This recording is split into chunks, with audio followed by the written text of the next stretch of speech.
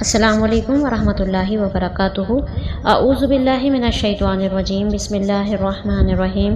رب اشرح لی صدری ویسر لی امری واحلل عقدۃ من لسانی یفقهوا قولی۔ اللہم ربنا الہمنا رشدنا واعذنا من شرور انفسنا۔ اللہم ارنا الحق حقا وارزقنا اتباعہ وارنا الباطل باطلا وارزقنا اجتنابہ، آمین یا رب العالمین۔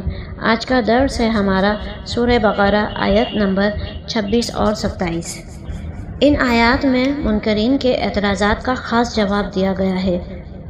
بعض مخالفین نے قرآن کے کلام الہی ہونے پر اعتراض کیا تھا کہ اس میں بہت سی حقیر اور ذلیل چیزوں کا ذکر مثال میں کیا گیا ہے، جیسے مچھر، مکھی وغیرہ۔ اگر یہ خدا کا کلام ہوتا تو ایسی حقیر اور ذلیل چیزوں کا ذکر اس میں نہ ہوتا۔ اس آیت میں اس کا جواب دیا گیا ہے کہ مثال ہوا کرتی ہے سمجھانے کے لیے۔ اب جس چیز کو سمجھانا ہے اس کے مطابق ہی مثال دی جائے گی۔ اگر حقیر ہے تو حقیر مثال ہوگی، اور اگر اعلیٰ ہے تو اعلیٰ چیز کی مثال دی جائے گی۔ جیسا ہم نے آیت نمبر 23 اور 24 میں پڑھا تھا کہ اللہ تعالیٰ نے قرآن کا چیلنج دیا تھا منکرین کے لیے، کیونکہ انہوں نے کہا تھا کہ قرآن اللہ کا کلام نہیں ہے، یہ آپ صلی اللہ علیہ وسلم نے خود سے بنا لیا ہے۔ تو اس کے اعتراض میں ان کو چیلنج دیا گیا تھا کہ اگر تمہیں لگتا ہے کہ یہ اللہ کا کلام نہیں ہے اور یہ کوئی بھی خود سے بنا سکتا ہے، تو تم بھی اس جیسا کوئی کلام، کوئی صورت، کوئی حصہ بنا کر لے کر آؤ۔ تم خود اکیلے مت بنانا، بلکہ اپنے سارے دوستوں کو، اپنے ان بتوں کو، سب کو شامل کر لینا سوائے اللہ کو چھوڑ کر۔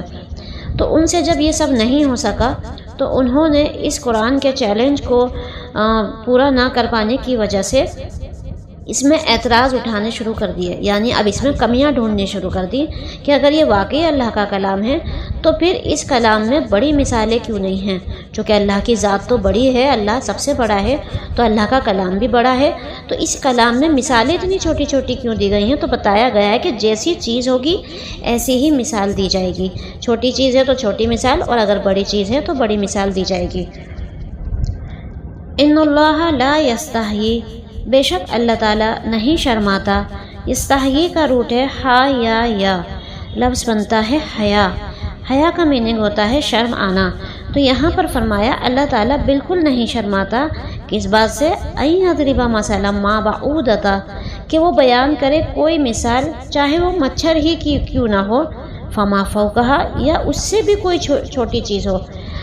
بعودہ کہتے ہیں مچھر کو، اور فوق کہتے ہیں اوپر، یعنی مچھر کی مثال دینی پڑے تو اللہ تعالیٰ مچھر کی بھی مثال دیں گے، اور اگر مچھر سے بھی کوئی اور حقیر چیز ہو، یعنی اس سے اوپر کوئی حقیر چیز ہو، تو پھر اس کی مثال بھی اگر دینی پڑے گی تو پھر اللہ تعالیٰ اس کی بھی مثال دیں گے، کیونکہ اللہ تعالیٰ کے یہاں کوئی بھی چیز حقیر نہیں ہے۔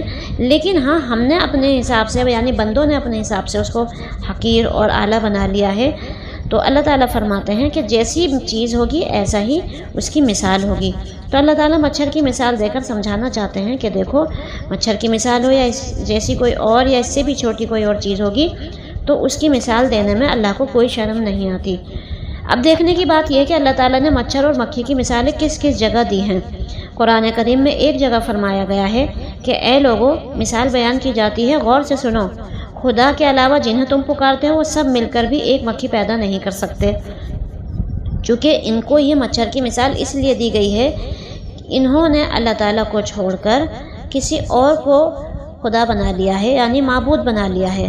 اب وہ جو ان کا معبود ہے اس کی حقانیت، اس کے حقیر ہونے کی بات بتائی جا رہی ہے کہ کتنا حقیر چیز کو انہوں نے اپنا معبود بنایا ہے کہ اگر وہ ان سے کچھ چھین کے لے جائے تو وہ اس سے واپس بھی نہیں لے سکتے۔ اور اس جگہ اللہ تعالیٰ کا مقصود یہ بھی ہے کہ ان باطل معبودوں کی کمزوری اور ضعف کو بیان کرتا ہے کہ ذرا عقل پر تو زور دے کر سوچو کہ کمزوری کے لیے مکھی کی مثال ہونی چاہیے یا ہاتھی کی؟ جس کے پاس معمولی سی عقل بھی ہوگی وہ یہی کہے گا کہ بے شک خدا نے بالکل صحیح موقع کی مثال دی ہے۔ یعنی اگر کوئی اس معبود سے، تمہارے یعنی جو بتوں کو تم نے معبود بنایا ہے، وہ جو ہل ڈل نہیں سکتے، اگر اس کے اوپر کوئی مکھی آ کر بیٹھ جائے تو وہ اپنی مکھی اڑا نہیں سکتے، اگر مکھی ان سے کچھ چھین کر لے جائے تو وہ اس سے لے نہیں سکتے، یا اگر ان سے کہا جائے کہ تم ایک مکھی ہی پیدا کر کے دکھا دو تو وہ مکھی پیدا بھی نہیں کر سکتے۔ تو اسی لیے یہاں مثال دی گئی ہے کہ دیکھو اللہ تعالیٰ کو تو کوئی شرم نہیں آتی ہے کہ اللہ تعالیٰ مکھی کی مثال دیں یا مچھر کی مثال دیں۔ پھر اسی طرح قرآن شریف میں دوسری جگہ آتا ہے کہ ان لوگوں کی مثال جو اللہ تعالیٰ کے سوا دوسروں کو مددگار بناتے ہیں، یعنی دوسرے غیر چیزوں کو مددگار بنا رہے ہیں، اپنا معبود بنا رہے ہیں، ان کی مثال ہے مکڑے کے جالے کے جیسی، جس کا گھر تمام گھروں میں سب سے زیادہ کمزور ہے۔ اب مکڑی ہم دیکھتے ہیں اور اس کا جالا کتنا کمزور ہوتا ہے، ذرا سا ہاتھ لگتے اس کا گھر ٹوٹ جاتا ہے۔ تو دیکھنے کی بات یہ ہے کہ یہاں پر کافروں کو ان کے معبودوں کی حقیقت کھولنا مقصود ہے کہ دیکھو تمہارا جو معبود ہے وہ کتنا کمزور ہے۔ کمزور کیا، وہ مطلب اس کی تو کوئی شے ہے ہی نہیں، اس کی نہ کوئی طاقت ہے نہ اس کے اندر کوئی قوت ہے، کہ وہ بالکل بے جان ہے اور کمزور ہے۔ وہ تمہاری کیا مدد کریں گے؟ جیسے کوئی آندھی طوفان میں مکڑی کے جالے میں چھپ کر مدد لینا چاہے تو بھلا اسے وہاں کیسے مدد مل سکتی ہے؟ اب جب تمہاری زندگی میں کوئی مصیبتیں آتی ہیں، کوئی پریشانی آتی ہے، تو تم ان معبودوں سے مدد لینے جاتے ہو تو وہ تو خود اپنے آپ کو نہیں بچا سکتے، تو پھر وہ تمہیں کیسے بچا لیں گے؟ جیسے ابراہیم علیہ السلام کا واقعہ جب ہم پڑھتے ہیں تو اس میں بتایا جاتا ہے کہ ابراہیم علیہ السلام نے تمام چھوٹے بتوں کو توڑ کر ایک بڑے بت کے گردن میں کلہاڑی لٹکا دی تھی اور اشارہ دے دیا کہ ان سب کو جو توڑا ہے اس بڑے بت نے توڑا ہے۔ تو جو ان بتوں کو ماننے والے تھے ان سب نے دیکھا کہ ایسا تو ہو ہی نہیں سکتا، کہ یہ تو خود ایک بت ہے، یہ کیا کسی کو توڑے گا؟ تو یہی بات تو یہاں سمجھائی جا رہی ہے کہ جب وہ بت اپنا کچھ نہیں بھی سدھار سکتے، تمہارا کچھ نہیں سدھار سکتے، اپنا بگڑا ہوا نہیں صحیح کر سکتے، اپنے ہاتھ سے کچھ چیز پیدا نہیں کر سکتے، کوئی چیز اگر ان سے چھین کے لے جائے، یعنی مکھی اگر ان سے کچھ چیز چھین کے لے جائے تو پھر وہ اسے چھین نہیں سکتے واپس، تو پھر یہ کیسا معبود ہے تمہارا؟ اسی لیے تو اللہ تعالیٰ نہیں شرماتے کہ اللہ تعالیٰ کو کسی بھی چیز کی مثال دینی پڑے۔ تو اللہ تعالیٰ ایسی مثالیں دینے سے بالکل نہیں شرماتے، کیونکہ یہ مثالیں فصاحت اور بلاغت اور عقل کے مطابق ہیں۔ اس قسم کے اعتراض وہی لوگ کرتے ہیں جن کے دماغ کی صلاحیت ان کے کفر کی وجہ سے ختم ہو گئی ہے۔ فَأَمَّا الَّذِينَ آمَنُوا فَيَعْلَمُونَ أَنَّهُ الْحَقُّ مِنْ رَبِّهِمْ، لیکن جو لوگ ایمان لے کر آ گئے تو وہ جانتے ہیں کہ یہی تو حق ہے ان کی رب کی طرف سے۔ جب قرآن پاک میں اس طرح کی کوئی آیات آتی ہے یا اس طرح کی کوئی مثال آتی ہے تو اس میں ایمان والے لوگوں کا کیا طریقہ ہوتا ہے کہ وہ فوراً ان کا ایمان اور بڑھ جاتا ہے۔ وہ کہتے ہیں کہ واقعی یہی بات سچ ہے کہ ان غیر مسلموں نے، ان کافروں نے، منکرینوں نے جو معبود بنا کے رکھے ہیں، اگر یہ ان سے کچھ چھین کے لے جائے تو واقعی ان کا معبود ان کی کوئی مدد نہیں کر سکتا۔ ایسی مثالیں دیکھ کر ایمان والوں کا ایمان اور زیادہ بڑھ جاتا ہے، مومن لوگوں کا ایمان اور زیادہ بڑھ جاتا ہے کہ واقعی جو حقیقی رب ہے وہ اللہ تعالیٰ ہی ہے۔ تو جو ایمان والے ہوتے ہیں ان کو یہ مثالیں اتنی فائدہ دیتی ہیں کہ ان کا ایمان اور بڑھا دیتی ہیں۔ لیکن جن کے دلوں میں کفر ہوتا ہے، ٹیڑھا پن ہوتا ہے، کجی ہوتی ہے، تو وہ انہی مثالوں میں رہ کر رہ جاتے ہیں اور پھر ان میں کمیاں ہی ڈھونڈتے رہتے ہیں قرآن پاک میں، کہ قرآن پاک میں یہ کیوں فرما دیا، یہ آیت کیوں آ گئی، یا اس طرح کی مثال کیوں آ گئی۔ کفر ہونے کی وجہ سے ان کے اوپر حق بات ثابت ہی نہیں ہوتی، ان کے دلوں میں حق بات اترتی ہی نہیں ہے۔ جیسے کہ ہم نے سورہ بقرہ میں آیت نمبر 6 اور 7 میں بھی پڑھا تھا کہ جو لوگ حق بات کو ماننے سے انکار کر دیتے ہیں تو ان کے دلوں پر مہر لگ جاتی ہے، اور پھر ان کی سننے کی سماعت، بصارت، آنکھوں کو دیکھنے کی طاقت، قوت، اور دلوں پر ان کے مہر لگ جاتی ہے، پھر ان کو کوئی حق بات ان کے اندر پہنچتی ہی نہیں ہے۔ تو یہاں یہی بتایا گیا ہے کہ فَأَمَّا الَّذِينَ آمَنُوا فَيَعْلَمُونَ أَنَّهُ الْحَقُّ مِنْ رَبِّهِمْ، لیکن جو لوگ ایمان لانے والے ہوتے ہیں وہ تو حق فوراً پہچان جاتے ہیں، وہ کہتے ہیں یہی تو سچ ہے، یہ کلام بھی سچا ہے، یہ مثال بھی بالکل بہتر ہے، اللہ تعالیٰ نے جو مثال دی ہے سب سے سچی مثال یہی ہے، اور اللہ کا کلام بھی بالکل سچا ہے، اور ہمارا معبود یعنی کہ اللہ تعالیٰ وہ بھی سچے ہیں۔ وَأَمَّا الَّذِينَ كَفَرُوا، لیکن جن لوگوں نے کفر کیا، فَيَقُولُونَ مَاذَا أَرَادَ اللَّهُ، وہ کہتے ہیں کیا ارادہ ہے اللہ کا، اس طرح کی مثالیں دے کر۔ جب کسی بندے کو حق بات سمجھ میں نہیں آتی تو پھر وہ فائنلی یہی بولتا ہے نا کہ کیا کہنا چاہتے ہو تم، کیونکہ ان کی تو سمجھ سے باہر ہے۔ ایسے ہی ان کافروں کا الفاظ ہیں کہ وہ کہتے ہیں اللہ تعالیٰ کا ارادہ کیا ہے یہ مثالیں دے کر، چونکہ وہ اپنے معبود کی حقیر ہونے کو نہیں سمجھ پا رہے ہیں کہ ان کا معبود کتنا حقیر ہے، کتنا بے جان ہے، کتنی लाचार है उनका माबूद कि अपनी तो मदद कर ही नहीं सकता, वो तुम्हारी क्या मदद करेगा। ये बात उनके समझ में नहीं आती है काफिरों के। फिर वो अल्लाह ताला की कलाम पर, अल्लाह के मौजज़ों पर उंगलियां उठाते हैं।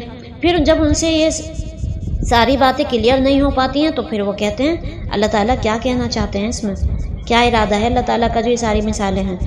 तो ये किन लोगों की बातें होती हैं? जिनके दिलों में कुफ्र होता है। क्या कहते हैं? बिहाजा मसला, कि अल्लाह ताला इस तरह की मिसाल क्यों दे रहे हैं? मच्छर और मक्खी की बड़ी ज़ात है तो बड़ी मिसालें होनी चाहिए। यहाँ इन आयात में अल्लाह ताला ने फिर फैसला फरमा दिया है, युदिल्लु बिही कसीरा, वो गुमराह करता है इससे बहुत लोगों को। जब बंदा अपने दिल में टेढ़ापन लेके घूमेगा, हक बात सुनने के बाद भी उस पर यकीन नहीं करेगा, फिर उसको मानेगा नहीं, तो फिर क्या होता है इसका? बंदा और गुमराही में चला जाता है। अल्लाह ताला का एक उसूल है कि जब कोई भी बंदा हक बात सुनता है और उसको ठीक से देखना चाहता है, उसको अपने दिल पर उतारना चाहता है, तो अल्लाह ताला उसके लिए हिदायत का रास्ता खोल देता है। लेकिन जो लोग बिल्कुल सुनना नहीं चाहते, अमल नहीं करना चाहते, सच देखने के बाद भी वो इनकार ही करते जाते हैं, तो फिर ऐसे लोगों के लिए क्या होता है? वो फिर गुमराह होते चले जाते हैं। युदिल्लु बिही कसीरा, वो गुमराही में और ज़्यादा आगे निकल जाते हैं। वयहदी बिही कसीरा, और हिदायत देता है इसी से ही अल्लाह ताला बहुत लोगों को। यानी कुरान पाक एक ऐसी किताब है कि जो इंसान अपने दिल में तड़प रखता है कि मुझे ये चीज़ मिल जाए, मुझे हिदायत मिल जाए, जो कोशिश रखता है, जो चाहता है कि मेरे सामने हक बात आए और मैं उसको समझूं, फिर उस पर अमल करूं, तो फिर अल्लाह ताला उसे कुरान की समझ दे देता है। फिर इसी कुरान के ज़रिए से फिर उसको हिदायत मिलती है और उसके रास्ते आसान होते चले जाते हैं, रास्ते खुलते चले जाते हैं। तो यही बताया है कि इन्हीं आयात, इन्हीं मिसालों के ज़रिए और इस कुरान के ज़रिए ही बहुत से लोग तो हिदायत पा लेते हैं और बहुत से लोग गुमराह हो जाते हैं। जैसा कि मक्का के मुनकरीन को गुमराही मिल गई, उन्होंने कुरान को सुना भी और उसको समझा भी, आप सल्लल्लाहु अलैहि वसल्लम की मजलिस में भी बैठा करते थे, लेकिन फिर भी उनके दिल में कजी थी, टेढ़ापन था, दिल में उनके इनकार था कि हम सुनेंगे भी और मानेंगे भी नहीं, तो फिर इसी वजह से उनको हिदायत भी नहीं मिली। लेकिन जो लोग सुनना चाहते हैं, जिनके दिलों में तड़प होती है, जो चाहते हैं कि हमें हिदायत मिल जाए, फिर अल्लाह ताला उनको हिदायत दे देते हैं। तो ये कुरान ही एक ऐसी किताब है जो फैसला कर देती है गुमराहों में और हिदायत वाले लोगों में। जभी तो इस किताब को फुरकान भी कहा जाता है। वमा युदिल्लु बिही इल्लल फासिकीन, और अल्लाह ताला खुद गुमराह नहीं करते ऐसे लोगों को। वजह बताई गई कि गुमराह होता कौन है, कि गुमराह वही होता है जो फासिक होता है। फासिक कहते हैं नाफरमान को। ये लफ्ज़ फिस्क से बना है। फिस्क के लफ्ज़ी माना खुरूज और बाहर निकल जाने के हैं। इस्तिलाह शरा में अल्लाह ताला की इताअत से निकल जाने को फिस्क कहते हैं, यानी इताअत इलाहिया से निकल जाना, यानी अल्लाह ताला ने जो हमें हुक्म दिया है वो हुक्म ना माने और उस हुक्म से बाहर निकल जाएं, कि हम ये कह दें कि बिल्कुल हमें मानना नहीं है, इसी को ही फिस्क कहते हैं। और अमली नाफरमानी के ज़रिए भी फिस्क हो जाता है। अब देखो, कोई गुनाह छोटा है वो भी नाफरमानी में आता है, उसको भी फिस्क कहेंगे, और अगर कोई कबीरा गुनाह करता है तो वो भी नाफरमानी में आता है, उसे भी फिस्क ही कहेंगे। कुरान करीम में ज़्यादातर फासिकीन काफिरों के लिए ही इस्तेमाल हुआ है और मोमिन गुनाहगार को भी फासिक कहा जाता है। फ़ुक़हा की इस्तिलाह में उमूमन लफ्ज़ फासिक इसी मायने के लिए इस्तेमाल हुआ है और फासिक को काफिर के बिलमुकाबिल इसी किस्म करार दिया गया है। जो शख्स किसी कबीरा गुनाह का इर्तिकाब करे और फिर इससे तौबा भी ना करे या सगीरा गुनाह पर इसरार करे, इसकी आदत बना ले, तो वो फ़ुक़हा की इस्तिलाह में फासिक कहलाता है। तो फासिक कहते हैं अल्लाह ताला के हुक्म की नाफरमानी करके और उससे बाहर निकल जाना और गुनाहों में मुब्तला हो जाना ही फासिक का मीनिंग होता है। तो बताया गया कि हिदायत का रास्ता उन लोगों को नहीं मिलेगा, यानी गुमराह वो लोग होंगे जो फासिक होंगे, जो अल्लाह ताला की नाफरमानी करेंगे, वही तो फासिक होते हैं। अब आगे बताया आयत नंबर 27 में कि फासिकों की पहचान कैसे होती है, किन लोगों को हिदायत नहीं मिलती, कौन लोग कुरान पर एतराज़ उठाते हैं, कौन लोग हिदायत से महरूम रह जाते हैं और कौन है जो वो गुमराह हो जाते हैं। آگے ان کی مثال بتائی گئی ہے، الذین ینقضون عہد اللہ من بعد میثاقہ، جو لوگ توڑتے ہیں وعدہ اللہ کا بعد اس کے کہ انہوں نے پختہ عہد اللہ سے کر لیا تھا۔ تو سب سے پہلی جو بات بتائی گئی ہے فاسق کی کہ یہ فاسق ہوتے کیوں ہیں، تو انہوں نے سب سے پہلے کون سا وعدہ توڑا؟ جو اللہ تعالیٰ سے ہم سب نے عالم ارواح میں کیا تھا، یعنی ہر انسان چونکہ عالم ارواح میں اللہ تعالیٰ سے اس کے معبود ہونے کا اقرار اور عہد کر چکا ہے۔ ابھی زندگی میں جو آدمی باوجود پیغمبروں کی یاد دہانی اور وحی کی رہنمائی کے اس کا انکار کرتا ہے تو وہ عہد توڑنے والا ہے، اور عہد بھی جو اللہ تعالیٰ سے کیا ہو۔ چنانچہ کافر اور مشرک سب اس عہد الست کو توڑنے والے ہیں، یعنی کہ بتایا گیا ہے کہ ہم سب نے دنیا میں آنے سے پہلے یعنی پیدا ہونے سے پہلے عالم ارواح میں اللہ تعالیٰ سے ایک وعدہ کیا تھا کہ اے اللہ تو ہی ہمارا رب ہے۔ اللہ تعالیٰ نے ہم سے سوال کیا تھا الست بربکم، کیا میں تمہارا رب نہیں ہوں؟ ہم سب نے جواب دیا تھا بلا شہدنا، کیوں نہیں، ہم گواہی دیتے ہیں اس بات کی کہ اللہ تو ہی ہمارا رب ہے۔ اب جب ہم نے عالم ارواح میں یہ عہد الست کر لیا، یعنی اللہ تعالیٰ سے یہ وعدہ کر لیا کہ اللہ ہم دنیا میں جا کے تیری ہی عبادت کریں گے کیونکہ تو نے ہی ہمیں پیدا کیا ہے اور تو ہی ہمارا رب ہے، تو سب سے پہلا انکار فاسق کا یہ ہوتا ہے کہ وہ دنیا میں آ کے اللہ تعالیٰ کو چھوڑ کر کسی اور کو معبود بنا لے۔ تو جن لوگوں نے اللہ تعالیٰ کو چھوڑ کر دوسری چیزوں کو معبود بنا لیا تو ان کے لیے یہاں لفظ فاسق استعمال کیا گیا ہے کہ انہوں نے دنیا میں آ کے اللہ تعالیٰ کے وعدے کو توڑ دیا، وعدہ کیا اللہ تعالیٰ سے اور معبود بنا لیا کسی اور کو۔ پھر دوسری خصلت ان فاسقوں کی یہ بتائی گئی ہے کہ وہ توڑتے ہیں، قطع کرتے ہیں ان تعلقات کو جن کو اللہ نے جوڑنے کا حکم دیا ہے۔ وَيَقْطَعُونَ مَا أَمَرَ اللَّهُ بِهِ أَن يُوصَلَ، اور کاٹتے ہیں جس کا حکم دیا اللہ نے اس سے کہ وہ جوڑے رکھیں۔ یہاں پر وہ رشتوں کی بات آئی ہے جو اللہ تعالیٰ نے ہمارے رحمی رشتے بنائے ہیں، یعنی سب سے پہلے ہمارے والدین اور ان کی اولادیں، یعنی ہمارے بہن بھائی، پھر ہمارے والدین کے ماں باپ اور ان کے بہن بھائی، پھر ان کے والدین کے ماں باپ اور ان کے بہن بھائی، یعنی ہمارے پورے خاندان اور جو معاشرہ ہمارا تیار ہوتا ہے ان سب سے رشتہ جوڑنے کا حکم ہے۔ اور یہاں پر خاص اللہ تعالیٰ کا حکم ہے کہ تم ان سب رشتوں کو بنا کر رکھو، جوڑ کر رکھو جس کو ہم نے حکم دیا ہے۔ لیکن فاسق کیا کرتا ہے؟ انہی رشتوں کو توڑ کر سب سے پہلے الگ ہو جاتا ہے، اور ان رشتوں میں توڑ کر کیا کہتے ہیں کہ ہم نہیں ملتے ان لوگوں سے، وہ جھگڑا کرتے ہیں انہوں نے ہمارے ساتھ جب یہ کیا تھا یہ کیا تھا یہ کیا تھا۔ لیکن حکم کیا دیا جاتا ہے کہ وہ بھلے ہی کچھ بھی کریں، اگر تم اللہ تعالیٰ کے فرما بردار بندے بننا چاہتے ہو تو تم ان سے رشتہ جوڑ کر رکھو، انہیں کبھی بھی چھوڑو مت۔ یہاں پر یہ فاسق کی پہچان بتائی گئی ہے کہ ایسے لوگوں کو کبھی ہدایت نہیں ملتی جو رشتے کو توڑنے والے ہوتے ہیں۔ سب سے پہلے تو اللہ تعالیٰ کا وعدہ توڑنا، یہ حقوق اللہ ہے، یعنی اللہ کا حق ادا کرنے سے ہم نے انکار کیا، کافر لوگوں نے انکار کر دیا کہ وہ اللہ کا حق ادا نہیں کریں گے۔ پھر دوسرا ان کی کیا بات بتائی گئی کہ یہ لوگ اللہ کے حق کو توڑنے کے بعد پھر کیا کرتے ہیں؟ حقوق العباد کو بھی ختم کر دیتے ہیں، یعنی ان رشتوں کو بھی توڑ دیتے ہیں جن کو اللہ تعالیٰ نے جوڑنے کا حکم دیا ہے۔ تو اللہ کے درمیان جن کو حقوق اللہ کہا جاتا ہے، اور وہ تعلقات بھی آ گئے جو باہم بندوں کے آپس میں ہیں جن کو حقوق العباد کہا جاتا ہے، جس میں اپنے ماں باپ کے، عزیز و اقربا کے، اپنے پڑوسیوں اور ساتھیوں کے، عام مسلمانوں کے اور عام انسانوں کے حقوق سب آ گئے۔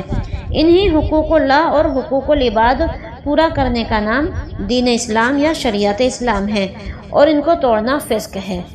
تو یہ جو بتایا گیا ہے نا کہ کون سے لوگ ہیں جو ہدایت نہیں پا سکتے، یا کون سے لوگ ہیں جو گمراہ ہونے والے ہیں، ان لوگوں کی بات چل رہی ہے کہ وہ اللہ کا بھی عہد توڑتے ہیں، یعنی ان کے معبود بنا لیتے ہیں، اور دوسری بات رشتوں کو بھی توڑنا شروع کر دیتے ہیں۔ اور آج یہ سب سے زیادہ ہے کہ انسان سب سے پہلے اپنے رشتے ہی ختم کرتا ہے۔ پھر تیسری خصلت ان کی یہ بتائی جاتی ہے وَيُفْسِدُونَ فِي الْأَرْضِ، اور وہ فساد پھیلاتے ہیں زمین میں۔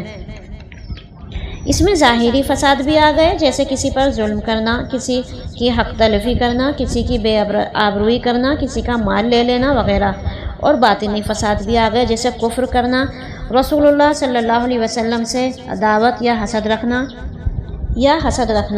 انہی تین خصلتوں کی 13वें पारे में सूरह राद आयत नंबर 25 में बयान फरमाया गया है कि ऐसों पर लानत होगी और उनके लिए उस जहान में बड़ी खराबी होगी। और फिर आखिर में फरमा दिया गया उलाइका हुमुल खासिरून, यही वो लोग हैं जो पूरा खसारा और नुकसान उठाने वाले हैं। यानी ऐसे लोग ही नुकसान में हैं जो दुनिया में रहकर इन 3 वादों को तोड़ते हैं जिसको अल्लाह ताला ने पूरा करने का हुक्म दिया गया है। दुनिया की राहत, चैन और सुकून, क़ल्ब और आखिरत की नेमत सब हाथ से दे बैठेंगे, क्योंकि अदावत और हसद में हर वक्त इसी उधेड़ बुन में लगे रहते हैं कि अपने दुश्मन को किस तरह नुकसान पहुंचाएं और इसकी तरक्की किस तरह रोकें।